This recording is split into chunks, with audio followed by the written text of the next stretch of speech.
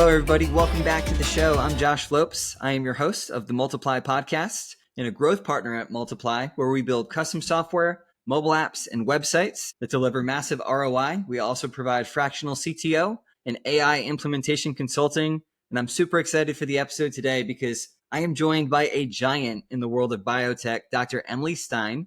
She is the CEO of Primal Health. She has multiple patents, 18, I believe, according to LinkedIn. She's launched a handful of companies, and she's totally revolutionizing the way that we think about oral health. Emily, thanks for being on the show. My pleasure. Thanks for having me. Absolutely. Excited for the conversation. Emily, why don't you start off, share with us a little bit more about your personal and professional background, kind of leading into where you are today. Sure. So born and raised in Iowa, went to the University of Iowa, didn't really know what I wanted to do. I was always drawn into medicine, medical research. I thought I wanted to be an MD. Then I shadowed a bunch of MDs and I was just like, boy, you have to see a lot of patient suffering and that's just not me. Luckily, I happened upon a friend of mine and she invited me to interview at a research lab that worked on tuberculosis. And I honestly just fell in love with research and with bacteria. And so I changed my majored in microbiology and immunology and followed that passion and interest in microbes to Berkeley, where I spent 6 years really just learning how microbes work and this whole invisible world that makes, most of the oxygen we breathe. It's not plants, it's the microbes and most of the nitrogen cycle and all the chemistry, it's really cool. And then how it transcends to our biology. So nerded out on that and then switched gears and went to Stanford and spent even longer learning about autoimmune diseases. And so I was in the School of Medicine and rheumatology and immunology where I was I mainly focused in on rheumatoid arthritis and lupus, but I also dabbled a little bit in MS and type 1 diabetes. Wow. So a couple things there. I think you're the first person I've met that said I fell in love with bacteria, right? And learning about them and, casual Berkeley to Stanford. So how many years total was that you were just like deep diving in terms of researching? Yeah, I don't think I got out of school. I got out of school when I was in my mid 30s. That's a long time learning. And I'm still learning to this day, but formally learning. Okay. So well over a decade. Qualifying yourself, researching, learning how to, and you weren't just learning how to get in the game, you were already getting into the game. And where was the launch point from there, coming out of school, first role and company from there? Yeah. So while I was in grad school or postdoc, that's when, in Palo Alto, there's this ecosystem of startups. And that's when I co-founded my first startup, which was a diagnostic company that got acquired now. And the technology is global and it's, I know I'm so excited about that, but Congrats. That's amazing. The company that acquired it is rolling it out for ovarian cancer detection. So that's really cool. Early stage detection through blood. So you won't have to, unmet need in the marketplace. So that's great. I'm very excited by that. And while I was at Stanford, my best friend in the whole world, my grandmother, my mom's mom, she lived in Wisconsin, and we would play online Scrabble every day. And she would kick my butt and I'd ask help from my lab mates, try to beat her. She would just beat us. She never went to college. She was just hardworking woman and she should have gone to college and done so. Anyway, one day she didn't play. And then I got a call from my mom later that afternoon and it turned out she had a stroke. And the day before I found out she had a tooth pulled because she had what's called gum disease, also known as periodontal disease, which is a very prevalent as we age. More and more people, about 75% of the Americans get it over the age of 65. And what happens is it shortens your lifespan and it links strongly to other problems, not just tooth loss. So my grandma was a statistic and, she was one of the 50% of Americans that get a heart attack or a stroke after they get a tooth pulled or a dental implant placed. And I didn't want her to die and lose any more teeth. So I biohacked my grandma basically and came up with a solution for her mouth. And then couple years later, I rescued a Cocker Spaniel from a rescue up in Central Washington. They told me she needed a dental. She was a Cocker Spaniel, so they have prone to dental disease, and gum disease. And I'm like, okay, I got this, So I flew up there, cashed in my frequent flyer miles, rented a car. She smelled like death. Like, I mean, you could smell her before they brought her in to before I got her. And I had to roll all the windows down in the rental car to just drive her back down to Northern California where I was living because the smell was so bad. And I mean, within 2 days after rescuing her, we were in the emergency department. 21 teeth had to get extracted. Her body had to get pumped full of antibiotics and oral antibiotics as well because she was almost dying of a bloodstream infection from her mouth. So this kind of hit me twice, lightning struck twice in my life. So I'm like, okay, this is a big problem. And so that's what we're focusing on at Primal Health. Wow. That was a lot to digest there. First of all, super cool that you and your grandma played Words with Friends and that she could beat you. Yeah. It's funny how things like that happen sometimes. And it's really cool kind of hearing the heartbeat behind how you got into this world of oral health. I want to dive into a stat that you shared there because you shared it almost casually, but this can impact so many people. Did you just say that 50% of people who have a tooth pulled will have some type of stroke after that? 50% of seniors? Their risk goes up by 50% for the 4 weeks after that procedure. Wow. And it doesn't normalize back to baseline for another 6 months, according to all the epidemiologic studies on Medicare and Medicaid claims. It's pretty high. Wow. They looked at tens of thousands of claims in each population, and it's 50%. That is crazy. That is crazy.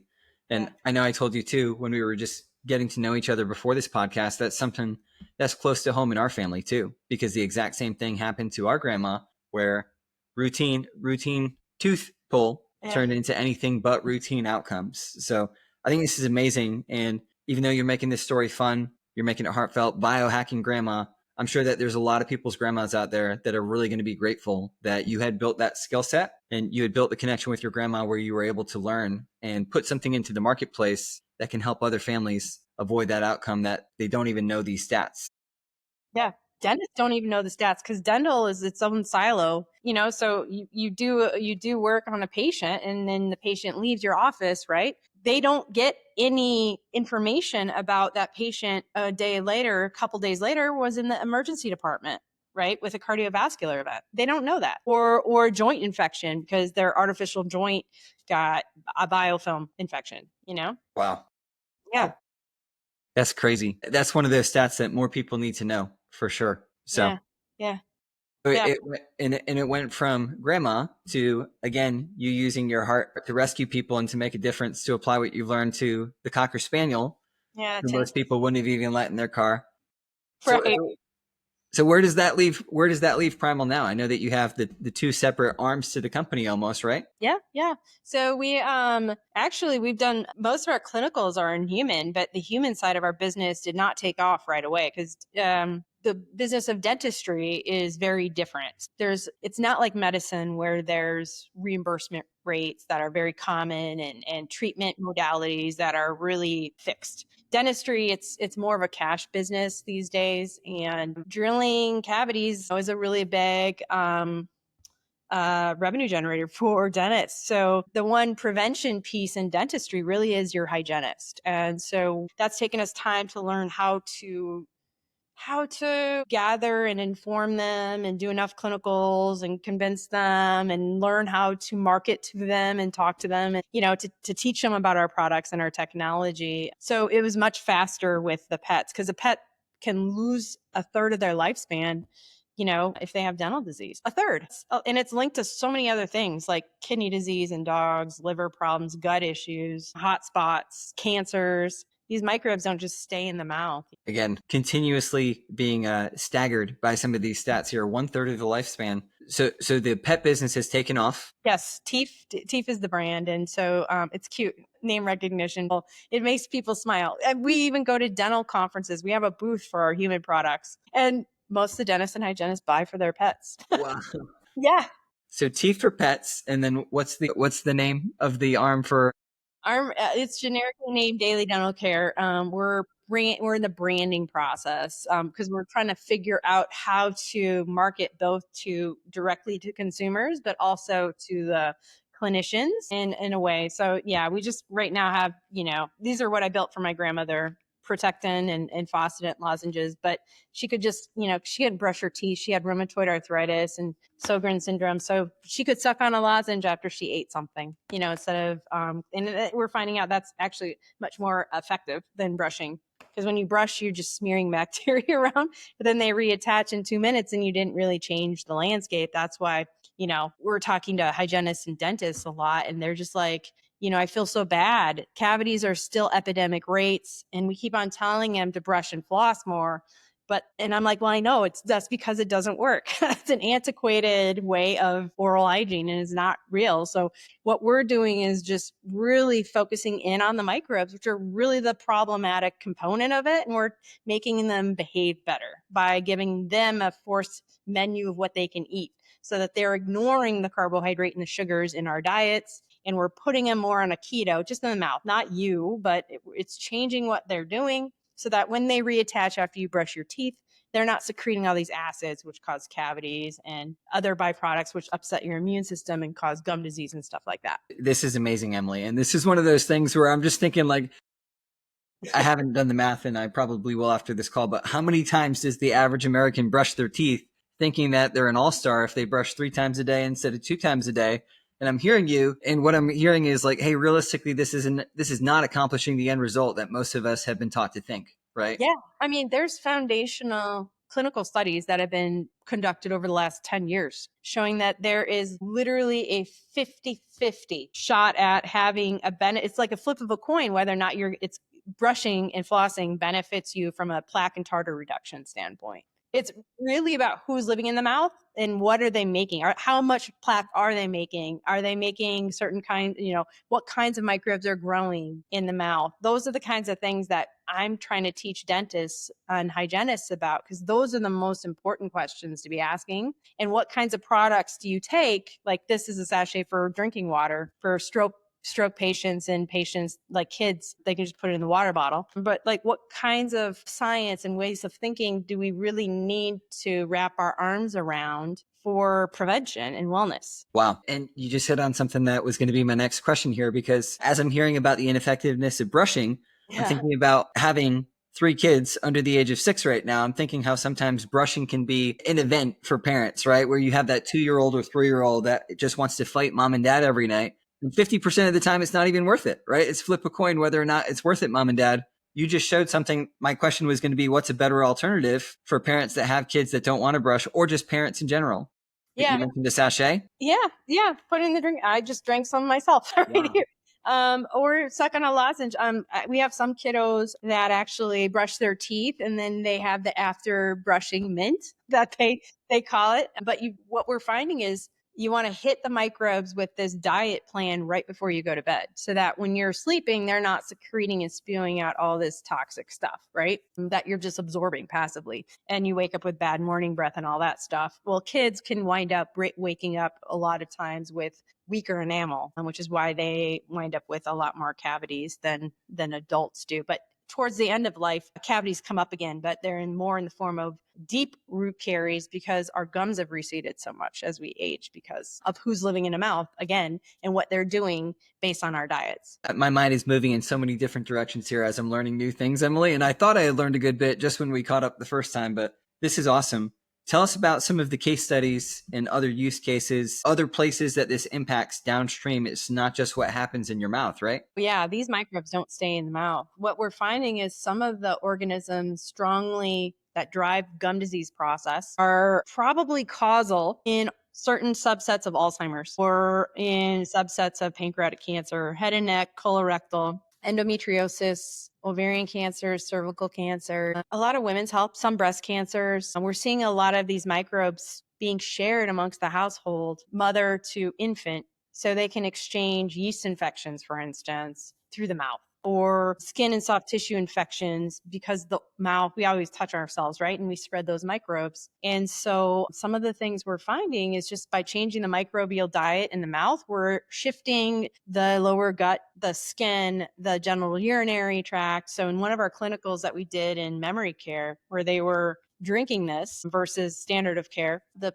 patients that received this didn't get UTIs compared to the population that was standard of care. So It's just, we're following that up, and we're following up other angles like inability to conceive, or IBS or IBD, eczema. Those are some of the cases. Right now, we're doing a clinical in a family with multiple cancers, because there's certain microbes, like I mentioned, that are strong, that are in the mouth, that are strongly linked to head and neck, colorectal, and ovarian cancers. So there's pretty interesting stuff going on. As you're sharing some of these use cases, again, it's hitting home for me and people that I love. And I know it's hitting home for many people, probably hundreds. And hopefully we can get this episode out to a huge number of viewers so that we can help educate the population about what's really going on and how big of a deal this is. This is more than just a cool product. This could literally impact families for generations.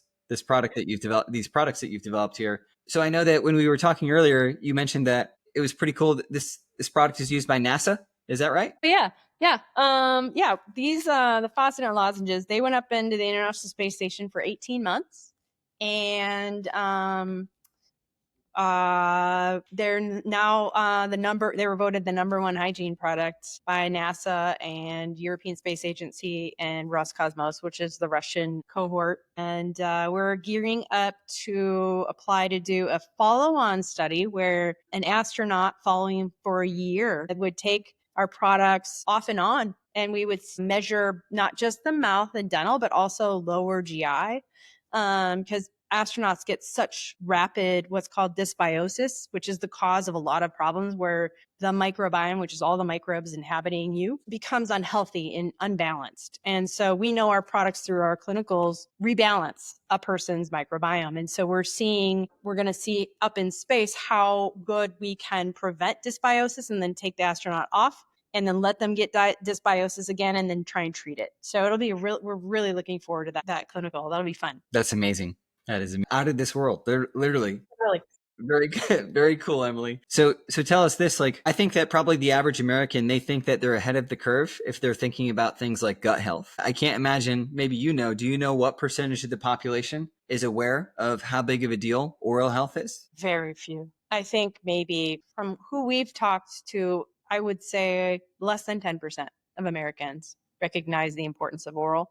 It's going to, there's a lot of energy now educating folks, not just the general population, but also clinicians, about oral systemic connection and its importance. The three top things, if you have certain microbes and gum disease and bleeding gums, your three biggest risk factors, if you're female, are cardiovascular disease, diabetes, and preterm birth, if you're reproducing.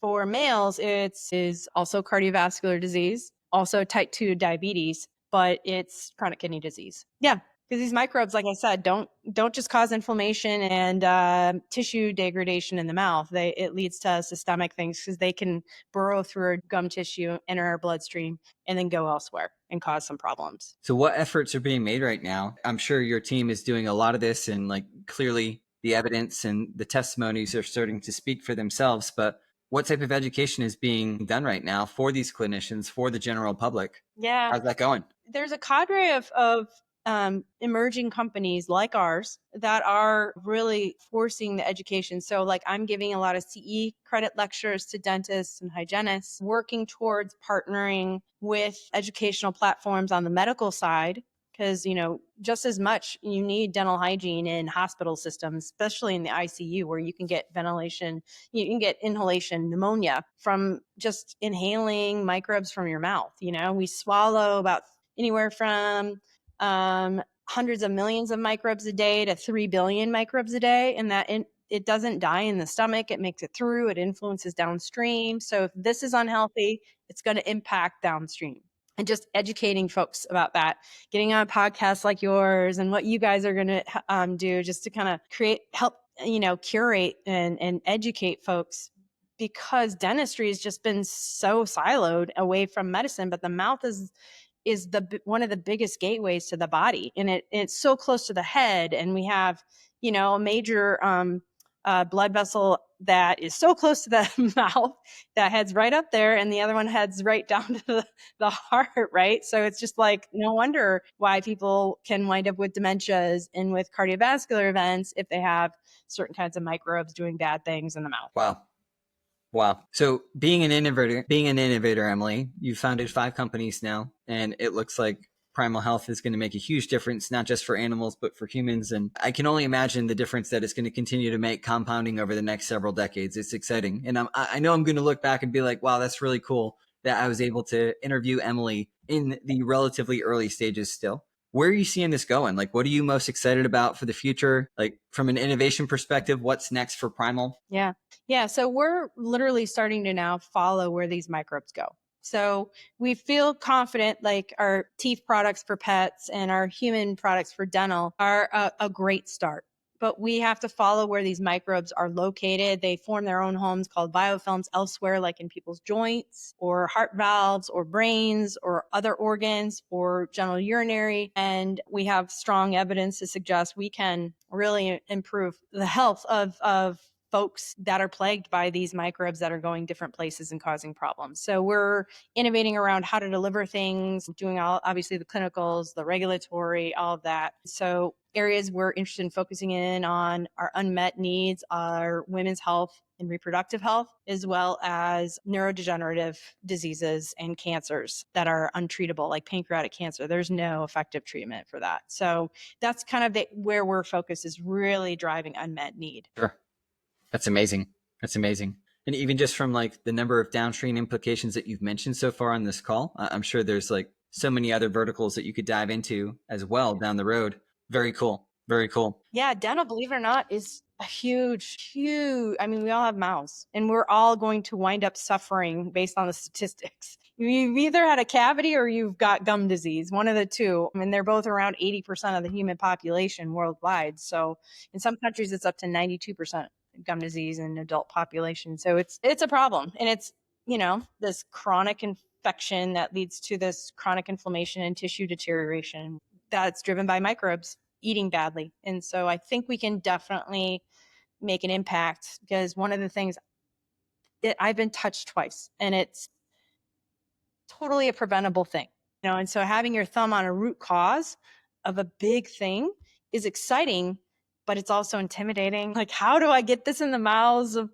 everybody, right? And pets and zoo animals, and no one wants, how do I stop people from losing teeth? That basic question. That's like a geopolitical answer. It's economic. It's like social, cultural. You're touching on so many different things. Wow. It's one thing to know the problem. I feel like it's another thing to know that you've been able to be a part of the solution too. That's got to make you really proud. Yeah, but we're learning. There's so many turns and twists, even in the US, for how to get something to market when it's so fragmented. It's a challenge. Sure. Sure. What are you seeing in your space in terms of marketing, tech, AI innovation? Obviously, like, you're innovating really in bioscience as there's all this innovation happening at the same time in tech. How is that impacting you, your space, and the way that you're leading your company as CEO? Yeah, no, there's a lot of innovation, obviously, around social media and marketing and drip campaigns and curating, and the customer journey, and using AI then to do the back end analytics and training that and learning how to train it. And like, the learning curve is insane, and it requires you to have access to a really talented team to help facilitate, because you do need to stay one step ahead, especially as a small business owner. You're competing against some of the biggest conglomerates in the world that have huge departments. And so, you're fighting over keywords on a Google Analytics, right? Or you name it, on Amazon. And it's just, yeah, you really have to try to stay one step ahead. Absolutely. So tell us more about your team. Like, behind every great idea, behind every great leader, there's always a great team that follows them. Tell us more about your team and like some of the stuff that your team is working on behind the scenes. Yep. So we're a lean team of 10. They're fantastic human beings, also compassionate and passionate and driven to help put more quality years in folks' lives and pets' lives. And so we've got half of our team are more on the operations marketing side, and then half of our team is on the R&D, product development, product testing, clinical assessment side. And my co-founder, Lindsay Campbell, she likes to call herself a jack of all trades and a master of none, but she was the first person I thought of to bring in to the company to help, because she comes from more of a traditional business side. She's great startup expertise. And so she rolled up her sleeves and dove right in and learned how to decode my science speak and talk about it in a much more layman term so that we can try to get the value proposition across. Because again, we were teaching dentists, about a whole new field. No, don't kill bacteria. They're just going to design around it. Calm them down, change their diet. You're going to get much better clinical efficacy. And that's so hard for people to rationalize and compute because everybody knows antibiotics and antiseptics kill, kill, kill. But in rheumatology, we're like, don't kill. You don't want to be too clean. You need good microbes. Don't kill those. Wow. Yeah. Thank you so much for sharing. Excuse me. Thank you so much for sharing all this, Emily. Is there a story or two that you want to close us out with? Something that's like really made a difference or made you proud with what you've heard from customers for your product? Yeah. So 2 things. Number one thing we always hear is customers saying, I went to the dentist and I was in and out in 15 minutes, and the hygienist is like, what are you doing differently? There wasn't a lot to clean. That's why if the microbes are eating a different diet, there's not a lot to clean. And then this most recent case, which came to us through one of our investors, it's a family friend of his. She had 3 different autoimmune diseases, and not just in the mouth, lower GI and eczema. And we put her husband, and her dog all on our products for three months. Not only did her gut clear up and her mouth cleared up, but her skin cleared up and they were able to conceive. And they'd been trying for years. That's an example of when you change the microbes and what they're doing, you calm the immune system down and you can, function again. So it's a really cool example of the power of the microbes and the invisible things that live in the mouth and the gut and on your skin and everywhere else. That's incredible, Emily. That's incredible. Having been personally impacted by eczema with 2 of our children, having many friends that have struggled with conception, overall health, that's got to be amazing to get testimonies like that in. And I'm sure that's one of many and hundreds and thousands more to come. Any other parting thoughts or anything else that you wanted to share about what you're excited about with Primal, oral health, the microbiome? Primal, but I'm excited for the future of healthcare and all of our recent discoveries and all of the innovation ecosystem that's emerging, which is rethinking how we think about healthcare and prevention and wellness and longevity and disease. And I'm really excited to be a part of it. That's amazing. Well, thank you so much for taking this time to be on the show. I can't wait for lots and lots of people to listen to this, not just because this was a great conversation, but because I fully believe that your products can make a huge difference. Where can people get these products? Yeah. So folks can go to TEEF if they want, TEEF, for if they have dog, cats, ferrets are on it. I mean, we've even treated zoo animals. We have horses too. And then folks can go to dailydentalcares.com for our human products. Okay, dailydentalcares.com and TEEF. And we'll be sure to put the links in when we post the podcast as well. Thank you so much, Emily. I appreciate it. Thank you so much.